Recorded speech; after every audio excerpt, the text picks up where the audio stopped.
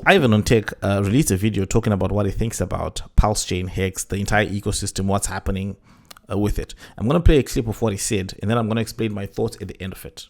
I know that the Richard Hart kind of nuked Hex on ETH, and it's a bit of drama, and that's it basically. And so yeah, theoretically now Hex on Pulse should move, but I don't know. I don't know if it did that. You let us know. But I mean, I think it all started to go south when Richard didn't follow his own mantra, like his own philosophy. Because I think he had a good philosophy before. One coin that you ensure that people lock up so they don't sell, they stake it. Only one coin, so everyone buys the same ticker, and you don't promote or dilute the ticker with other tickers. Because if people buy like another coin, they don't buy your first coin. And then he kind of stopped following that, because then it was, you know, Hex. There were two hexes, and then also PulseChain, and then PulseX, and then also incentive coin. Who the hell buys that? I don't know. And so you have 5 coins. What the hell do you buy? Okay, now the community is split, and yeah, nothing is really doing well. So now at least he removed one of them. Okay, no more eHex. Okay. He needs to remove the other 3, basically. Go back to the good old days when it was one ticker. And come back, obviously, to streaming. But anyway, I'm like an outsider. I'm sure that the Pulse community, but also the Pulse community, they themselves, it's not like there is something that they know for sure. Like, because before people were telling me in the Pulse community that eHex is awesome.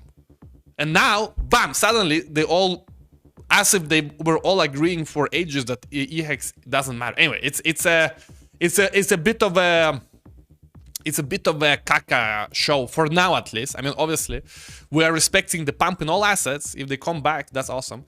But it's a bit of a caca show. Okay. Now, I think what I get from his video is that the sentiment that he's sharing seems to be the sentiment that's also in the community as well. He doesn't seem as bullish as he seemed before during the sacrifice phase, because Ivan on Tech sacrificed for PulseChain. And at that point, a lot of big influencers were really excited. They really thought that, okay, looking at what Hex did, PulseChain will most likely have significant gains. But so far, we have not seen the gains that many people had anticipated for. And obviously, the disappointment is exacerbated by what just recently happened with eHex. And this was really something that kind of shook the ecosystem. But it's interesting to hear Ivan on Tech say that that Richard Hart, when he changed his strategy from just one coin, from just a position that I would call maximalist to a position of having multiple coins, that it changed everything.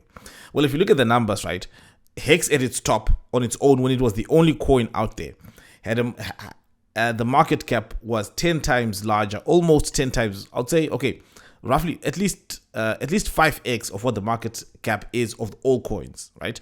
I think the market cap of Hex was about 250 billion, right, combined, and right now for Hex on its own. And right now we are sitting at possibly about 30 billion for the entire ecosystem. That's the full market cap. So the market, if we were to call it, the market decided Hex was 10x larger back then than it is now.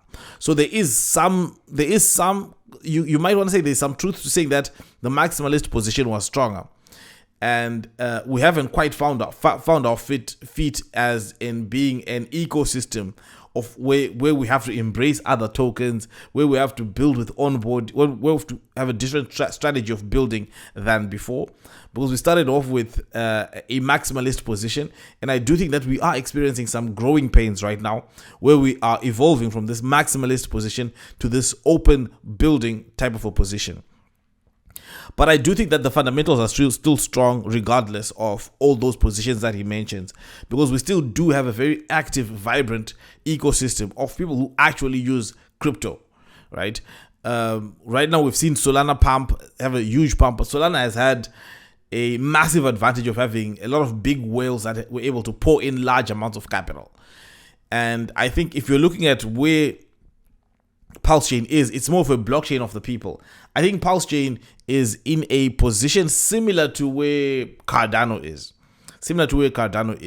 Where you don't have much of that institutional capital. You have more of a grassroots project that is coming up. But all in all, look, I do think that I don't think it's a good thing that we're getting bearish sentiment from Ivan on tech. I don't think so.